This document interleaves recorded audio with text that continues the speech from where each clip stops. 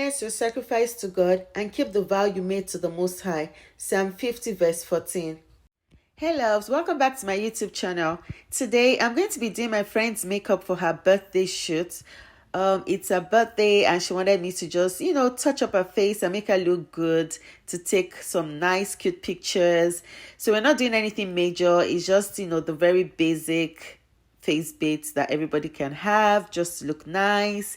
So as always, the first thing I do is to start on a very clean face. Regardless if she has used moisturizer or not, I still had to clean the face and start on a clean base. I'm just waiting for that to dry, and then I applied some face mist. Of course, we have to take a before picture so that she can see the transformation when I'm done. So after that, I go into doing the skin prep. Now, for me, skin prep is really, really important when it comes to applying your makeup, because it keeps the face hydrated under your makeup. It prevents, the makeup getting into your pores, and then it prevents your makeup from being cakey. So that is why I always recommend that if you're doing your makeup, you always need to pay attention to, the skin prep part of your makeup. And what does this entail? It entails you applying your serum. So first of all, I apply serum to the skin after I clean and, use the facial mist. I go in with my serum, and then next I go in with a moisturizer. And after that, I go with the primer and then seal it up with a setting spray. So you're going to see me do that. Sometimes I like to do the brows before I, do the full makeup. And sometimes I, finish up the makeup before I do the brows.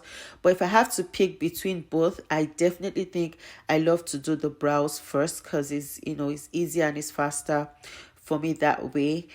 My brows are pretty much set already because I think she did the microblading, so I didn't need to do much with the brows. I just made sure that the hair blended in nicely, and I'm using a gel brow gel there to just put it in place. Next, I'm going with my concealer. I'm using Early Girl in Fawn to just carve out her brows. So that's what I'm doing here. I'm just going to keep quiet now and let you guys continue to watch.